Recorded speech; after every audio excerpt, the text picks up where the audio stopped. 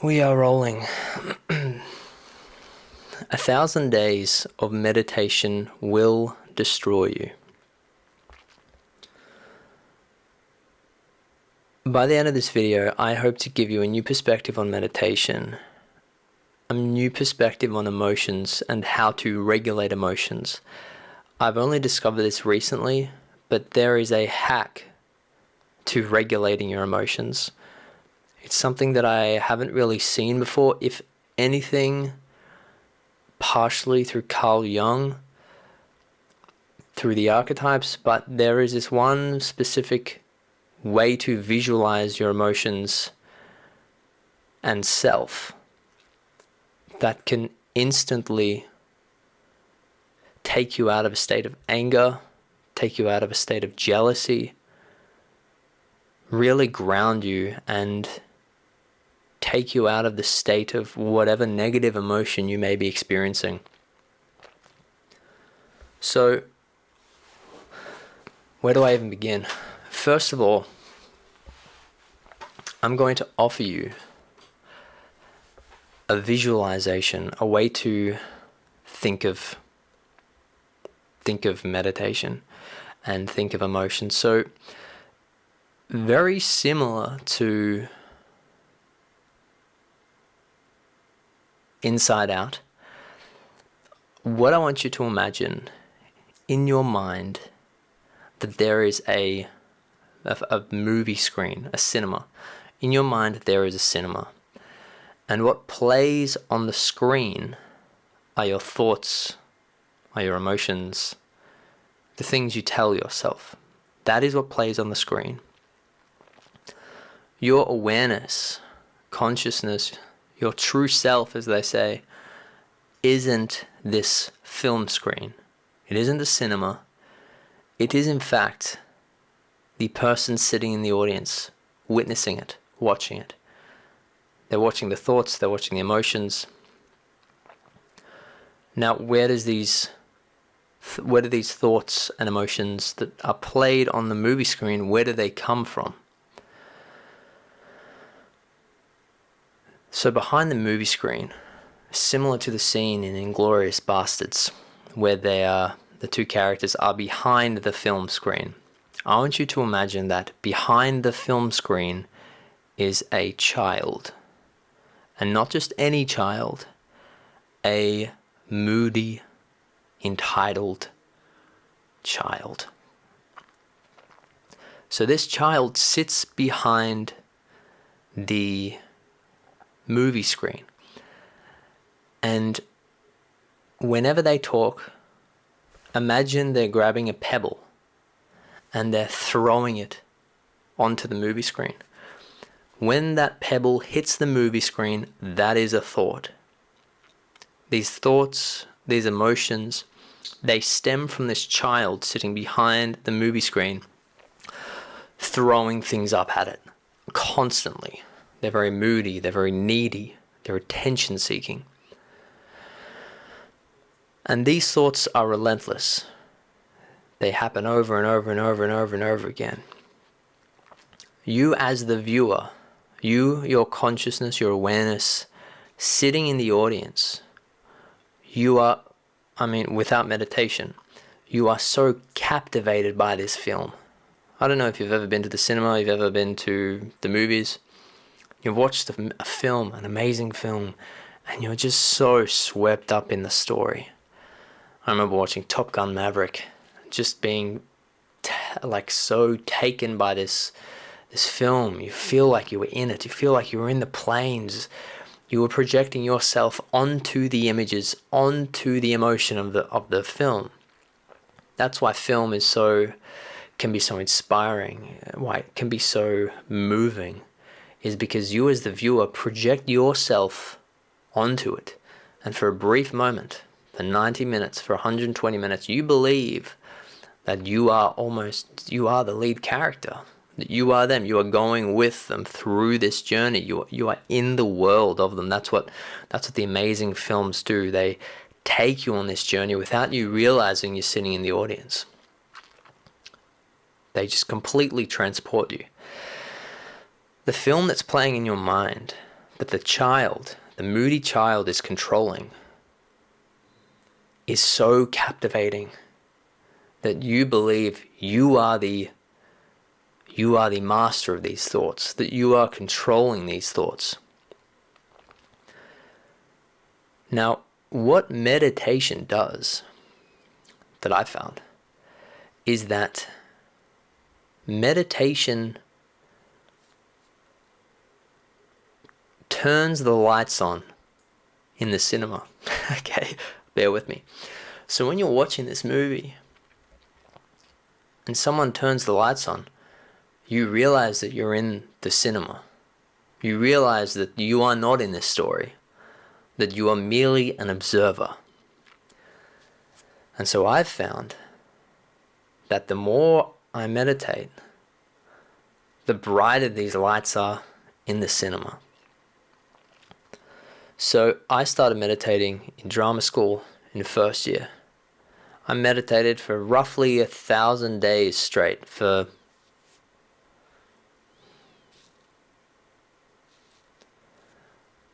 here about 3 years. Just over 3 years, pretty much every day. Obviously I'd miss a day here and there, but for the most part, it was every day I was meditating.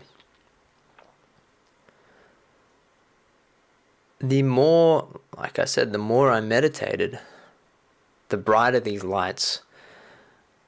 Another way to think of this is when you think a thought, when you feel an emotion, you just simply believe it. You simply take that as truth, that you are the creator of these thoughts.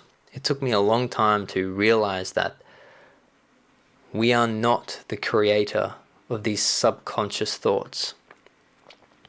Subconscious thoughts are thoughts that you don't actively create into existence. If I tell you now, think of a white elephant. You'll think of a white elephant. You know, that's an active thought. You're choosing to think that. 99.9999999% of the time, we're not actually thinking active thoughts. It can be quite exhausting to only think active thoughts. So instead of trying to suppress all of these active thoughts, instead of trying to suppress all of these subconscious thoughts, what meditation does is it stops you from believing them. They're going to happen. These thoughts are going to happen. It's like bubbles coming up from the bottom of the ocean. They're just coming up. They're always going to be there. But you as the individual, you as the awareness of these thoughts, you have control as to what to do with them. Because if you actually think about it, how can we be observing our thoughts? There are some people with the condition where they actually don't have an internal monologue, but for the most part, most people, they have this internal monologue like I do. You know, it tells them things like, oh, I shouldn't do that. Oh, that was a good movie. Oh, this, oh, that, this, that. It's always chattering in the mind. It's the mind's chatter. This is the child. This is the child chattering over and over. So when you are feeling jealous, when you are feeling angry, frustrated, these negative emotions, you have to understand that that isn't actually your awareness feeling those things. Your true self, your awareness, isn't feeling it. It's so captivating. You really believe that you are feeling it, but you're really not. You are simply observing it. But the movie is so captivating that you think that's yourself. There have been times where I've been just like everyone else. You know, I feel all emotions. There's been emotions of jealousy, emotions of anger, of just injustice, really making me infuriated. In those moments, meditation allows you the distance between feeling that and acting on that. So in these times when I'm incredibly frustrated, what I do, and this is the hack, what I would recommend you just kind of experiment with is remind yourself that the child is crying. This child behind the cinema, this child within you is upset, is crying, and they're throwing these pebbles over and over. They're carrying big rocks now because they're so angry. They're throwing everything. And it's your job to merely observe it just by turning the lights on in the cinema, reminding yourself, oh, I am not these emotions. I am not these thoughts. It is the mind coming up with all of this. It's coming up with a narrative that is feeding into this idea that I have been cheated, that I have been betrayed, that I have been scammed. But when you actually observe it, you realize that the child is just unhappy. The child just wants some love. So what you do is you just imagine that child, they're having a cry. And you remind yourself, that isn't me, that's just this child.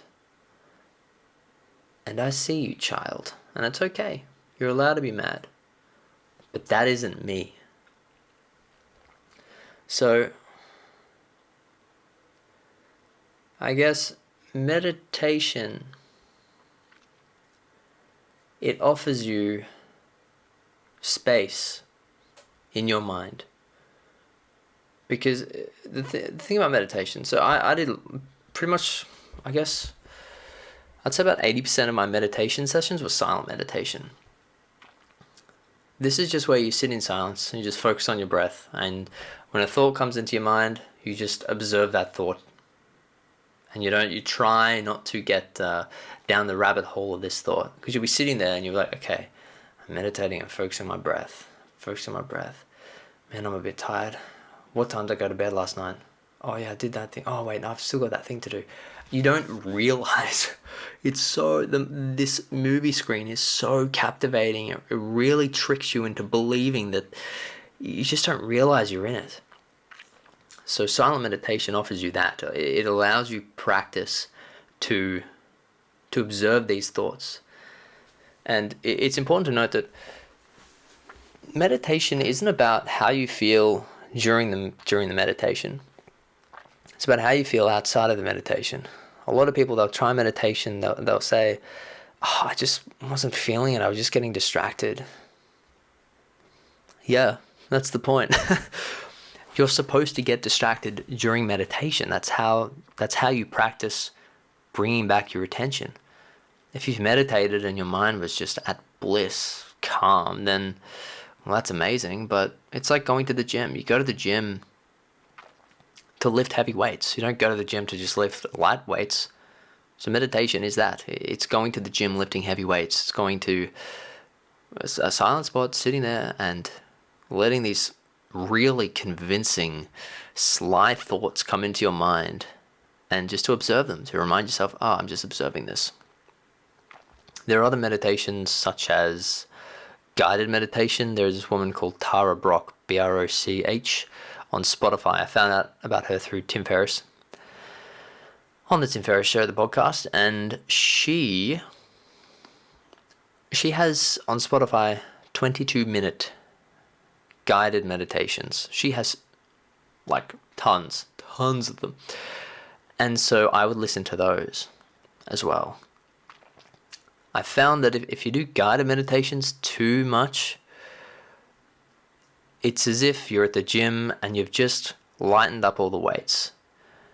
It's important when you're at the gym to lift heavy, but then at the end of your 6 or 8 week plan to drop the weight back down again, build back up. In my opinion, guided meditation should be used as that. It shouldn't be something you do every day, but it should be something that, can serve as a reminder of what's possible in meditation. I found though, if I did it every day, I would actually start to zone out a lot easier. It felt like someone else was driving rather than me. So I like to stick to meditation. So back to what I said at the start of the video. 1,000 days of meditation will destroy you.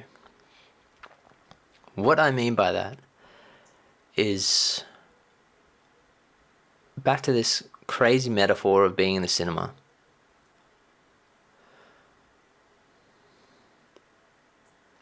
Like I mentioned, you truly believe you are that film. You truly believe that you are the person in that film, thinking these thoughts, feeling these emotions. So in your opinion, you are this film. That is you. Your definition of yourself is that film. Through meditation, you realize that's all an illusion. That's all fake. It's all just something the child inside you has created. And this child is moody and emotional and gets hooked on negative judgments and fuels your negative narrative. It can be absolutely debilitating. So by meditating, through meditation, you will destroy this illusion of yourself. You will realize that I am the awareness, I am the consciousness in the cinema watching this child, watching the thoughts and emotions of this child. Carl Jung talks about archetypes. Lately I've been thinking about that in terms of this child thing as more of an extension, kind of thinking about, when I am really jealous, that's this archetype within me becoming this jealous archetype taking shape. He would say that, there's all these different archetypes within you. There's a book called King, Warrior, Magician, Lover. King, Lover, Magician, Warrior. King, Warrior, Lover, Magician. Something like that. Where they talk about the main archetypes. And there are the shadow of these archetypes. And the shadow from memory is the negative side, the non-useful side of these archetypes. And so, a king, the negative side is like this tyrannical prince, this entitled prince. And I feel that within me sometimes. Everyone does. It's going to be always there within you. These emotions of jealousy, of anger, of frustration, they're always going to be there. The most patient people, and when I've felt most patience, it has been when I've had this space and can identify that I'm not thinking these thoughts. That, it is this spoilt child inside of me. And so you yourself, what you know of yourself, it gets destroyed when you do meditate. And so, what would I recommend to you? I would recommend to try meditation if you've never meditated before, but make sure it's silent meditation, particularly at the beginning. What you want to do is you just want to get an understanding of the landscape with which your mind operates. And the only way to do that is to sit in silence. Just for 5 minutes. It'll feel like forever. And you'll be like, oh, I have so much stuff to do. That's good. That's the child wanting attention. That's the child trying to do something out of fear. They're scared of not being productive, of not being seen. So they want you to always be constantly doing something. So sitting in silence for 5 minutes is a great way to see that emotion play out within your cinema. Gradually increase the time, just like at the gym. You need to increase the rep range, increase the weight, gradually increase the time in which you meditate. Again, it's not supposed to feel like this serene bliss. Meditation apps, all these images, Instagram accounts, they all make meditation look so calm and so peaceful. In my experience, that isn't what meditation is. In my experience, that's a result of meditation. It isn't meditation itself. Meditation is noisy. It can be chaotic. That's what I found, at least. And so when you start meditating, observe that chaos. Be proud that you're actually sitting down, turning these lights up in the cinema. So and on top of that, what else should you do? When you feel these negative emotions, and it's not just negative emotions, it can be these repeated phrases that have been planted in your head. Let's take an example. As a child, you had an older sibling, and they would always say, "You're so cringe. Oh, you're so cringe." They'd just joke about it. It wasn't anything malicious, but maybe you had an older sibling who would just tell you, "Oh my God, you're so cringe." And at the time, you're like, "Yeah." But then sometimes it would hurt, and other times it wouldn't. But they would frequently call you cringe. Now as an adult, that has stuck with you. And every now and then, you tell yourself, "Oh, that was cringe. Oh, why did I do that? That was so cringe. That was cringe."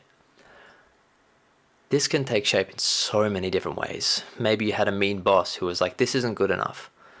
Or maybe you had a parent who was always saying, "Clean your room. You're so messy." Particularly when we're younger, our brains are so elastic, neuroplastic, that we absorb everything. So we take these phrases with us. It's almost like the child within the cinema. Well, they've memorized all of those phrases, all of those criticisms. And so when you do something cringe, when you make a mistake, when you're messy, the child is like, "Well, I know exactly what pebble to throw. Bam, I'm cringe. Bam, I'm messy. Bam, I'm worthless." It can be horrendous, the things you think you're telling yourself. Another example is, "I don't deserve this." I was doing a class with an acting class, and one of the mental blocks of one of the actors there, she was saying that, she feels like she doesn't deserve it. Like she doesn't deserve to book this role or to book that role. You might feel the same thing in your job. "I don't deserve to get promoted. I don't really deserve that." You have to understand that isn't you. You are not the one thinking that. Those thoughts have been planted in your head. Those thoughts have been thrown up on the movie screen by this child. This scared child, this entitled, scared child. The thing that drives this child is fear. Fear of death, fear of heartbreak, fear of everything. So when you think that you don't deserve this, when you think, "Oh, I'm so messy, I'm so cringe," that's the child throwing up these phrases that this child has memorized. And because you don't meditate, because you don't have the awareness that I'm actually sitting in a movie cinema, you are so captivated by these thoughts, you're so captivated by this movie cinema, that you truly believe it. You truly believe that I am not good enough, that I don't deserve this. God, that's heartbreaking. And the thing that is heartbreaking is the fact that it's not true. It's the fact that it's a child. It's the fact that your awareness is just sitting in the cinema crying because it believes this movie so much. When you go to the cinema in real life, you want to be moved. But when you go to the cinema in your mind, you don't want to be moved. You want to be a critic. You want to be an observer. You want to turn the lights up to make sure you're not getting captivated. And just analyze. What is this movie trying to tell me? What does this child want? Throwing up, I'm not good enough, I'm not good enough. Maybe it wants some more love. And that's when you're bringing the active thoughts. Hey, it's okay. Don't worry, you've got this. I don't deserve this. Yeah, you do. Of course you deserve this. You've worked so hard. You deserve this, you deserve this, you deserve this. And then what happens, I've found, is that once you become aware of this whole weird thing going on in your mind, this cinema, you can actually begin affecting the child. It actually goes in reverse. You have these tiny little stones compared to the child's pebbles. The child's throwing these pebbles, but you in the audience, they're only these tiny little stones. Things you'd find kind of, I don't know, on the ground, alright, in the dirt. These tiny little things. And so when you're throwing them, they're not making much of a difference. The baby, the child, it barely sees them. That's why it's so important to have positive self-talk constantly. Just throw. Eventually, these little things, they're going to start getting through this child. The child's going to start believing them. You just have to be relentless. Even when you are captivated by this movie, even if an emotion of anger is just overcoming you, I've got this. It's okay. You can do it. You're doing so good. I'm so proud of you. Throw these tiny little stones back at the child. Soon they're going to realize, oh, I'm not the only one running this show. And when they go to reach for a pebble, there's going to be all these little stones sitting around them. It's going to start throwing these stones back. And these stones are going to be the positive things that you've thrown back at it. So the cycle continues, right? The cycle, it becomes a full exchange. I found that 1,000 days of meditation, it put a lot of those tiny little pebbles next to the child. So now when I get angry, when I get frustrated, it doesn't last long. And there's all of these other positive things that I don't really even need to actively do as much, simply because the child has so many of them that they don't even realize that that's what they're throwing back. That was a pretty wild, I guess, metaphor. But back to this person in my class, I wanted to tell her, but I just felt like it wasn't my place to tell her that, she does deserve it. She does deserve it. Everyone deserves whatever they desire. It's just the child scared. It's the scared child preventing you. And it's really difficult to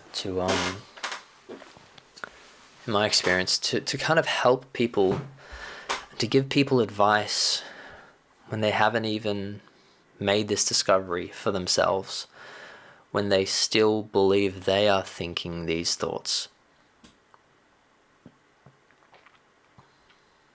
It can be quite confronting when you first start, but meditation 100% destroys you. Another thing that the child hates is the unknown, is uncertain outcomes. This can convince you to do things that you wouldn't, that go against your beliefs without you even realizing it. It's like slipping it under the table. Let's dive a bit deeper into what I mean by that. An uncertain outcome. If I'm at school, I'm studying for an exam. If I'm at work and I'm applying for this promotion, if I go up and ask this girl out, ask this guy, if I go up and give this guy my number, whatever your situation may be, whatever you're contemplating doing, whatever you are doing, the child hates uncertainty. All of those situations that I just listed, there are such great uncertain outcomes. You could fail the test. You could also do amazing. It's uncertain what you will achieve. Job promotion, you might get it, you might not. It's uncertain. Giving a girl, a guy, a number, it's uncertain whether they're going to reject you or not. But do you know what is certain? Not trying. If I don't study, at least I'll know that I'm not going to, at least I know that I will do average. If I don't apply for this promotion, well, at least I know that I don't get rejected. If I don't go up to these people, at least I know that I don't get rejected. It convinces you into not pursuing risk because it's scared of it, scared of rejection. And the best things in life, they all come through risk. And so this child is responsible for so many missed opportunities in your life because it convinced you. You were so captivated by these thoughts and emotions that you reasoned your way out of taking risk. I mean, I'd love to know in the comments if you can think back to a time where you didn't take risk because you somehow convinced yourself that it was better not to do it. And if you realize now, that was the child not wanting uncertainty. That was the child wanting control. How long is this video? God, it's been going for 32 minutes. So, with all of that said, 1,000 days of meditation will absolutely destroy you. It'll destroy it'll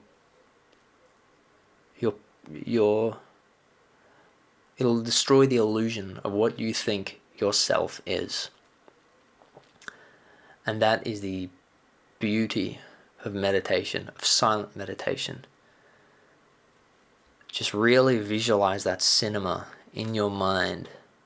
When these negative emotions arise, just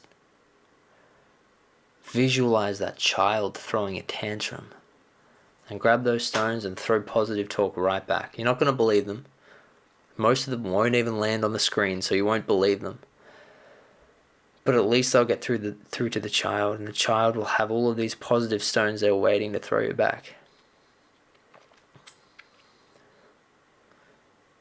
So that's my view on meditation. I don't meditate as much anymore.